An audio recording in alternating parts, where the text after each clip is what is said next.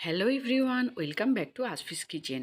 আজ আপনাদের সঙ্গে শেয়ার করব কিভাবে খুব সহজে শীতকালীন হরেক রকম সবজি দিয়ে সবজি খিচুড়ি ঝটপট তৈরি করে নিতে পারবেন। নতুন রাঁধুনিরা খুব সহজে আমার এই রেসিপিটি দেখে সবজি খিচুড়ি তৈরি করে নিতে পারবেন। তাহলে দেরি না করে আসুন ঝটপট দেখে নেই। সকালে বা বিকালের নাস্তায় অথবা দুপুরের লাঞ্চেও আমরা এভাবে খিচুড়ি তৈরি করে খেতে পারি।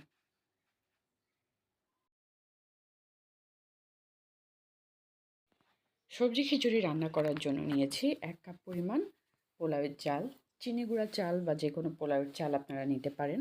নিয়েছি মসুরের ডাল 1 কাপ পরিমাণ, ফুলকপি, বাঁধাকপি, গাজর কুচি, নিয়েছি পটল কুচি, এছাড়াও বেবি কর্ন অর্থাৎ ভুট্টা একদম ছোট ছোট। চুলায় একটি প্যান নিয়ে নিলাম। প্যান গরম হওয়ার পর এখানে দিয়ে দিচ্ছি 1/2 কাপ পরিমাণ তেল। তেল গরম হওয়ার পর এখানে একে একে সব উপাদানগুলো দিয়ে দিব। ফ্লেভারের জন্য দিচ্ছি দারুচিনি, তেজপাতা, তারপর দিয়ে দিব পেঁয়াজ কুচি, রসুন বাটা সহ একে একে সব উপাদান। পেঁয়াজ, রসুন সহ দারুচিনি, এলাচ একটু হালকা করে ভেজে নেব, তাহলে একটি ফ্লেভার বের হবে। তারপর এখানে দিয়ে দিচ্ছি হলুদের গুঁড়া, অল্প পরিমাণ মরিচের গুঁড়া, স্বাদ মতো লবণ। এখন মশলাটা কষানোর জন্য এখানে 1 কাপ পরিমাণ পানি দিয়ে দিব।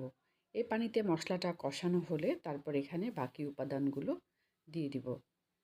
মশলাটা কষানো হলে খিচুড়ির কালারটা সুন্দর আসে এবং খেতেও ভালো লাগবে। এখানে মশলাটা কষানো হয়ে যাচ্ছে। এবার এখানে দিয়ে দিচ্ছি আমি যে চাল ধুয়ে রেখেছি এই চাল এবং মসুরের ডাল। যে সবজিগুলো রেখেছিলাম পরিষ্কার করে ধুয়ে প্রত্যেকটা সবজি একে একে দিয়ে দিচ্ছি। বাঁধাকপি, গাজর কুচি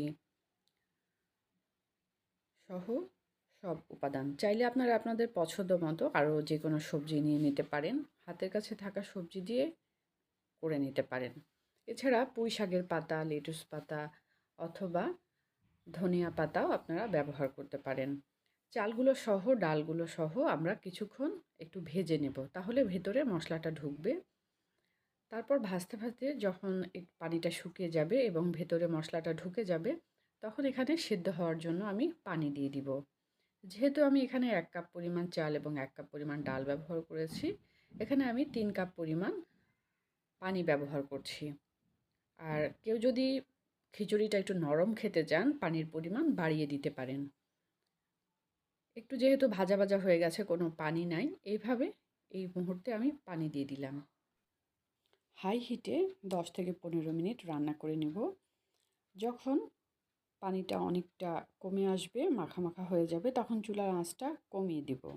মাঝে মাঝে একটু নাড়াচাড়া করে দিব। আর লাস্ট মুহূর্তে উপরে আমরা ছড়িয়ে দিতে পারি 1 চামচ পরিমাণ ঘি, তাহলে দারুণ ফ্লেভার আসবে। আর 4-5টি কাঁচামরিচ এবং ঘিয়ের ফ্লেভারে খিচুড়ির স্বাদ বহুগুণ বেড়ে যাবে।